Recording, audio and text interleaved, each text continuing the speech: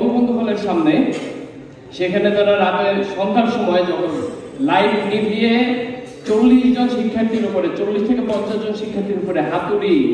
তারপরে শিকল এগুলো দিয়ে তারা হামলা চালায়। এবং তারপরে যখন আমরা ভিসির কাছে যাই, উপাচার্যের কাছে যাই যে আমাদের উপরে কেন হামলা করা হলো, আমরা যৌক্তিক দাবি নিয়ে এসেছি, আমাদের উপরে কেন হামলা করা হলো, সেই ভিসির বাসভবনেও ছাত্রলীগ তাদের সাভার আশুলিয়া থেকে বাইরে থেকে গুন্ডাদের নিয়ে এসে আমাদের উপর অতর্কিত হামলা চালায়। যে ভিডিও হয়তো আপনারাও দেখেছেন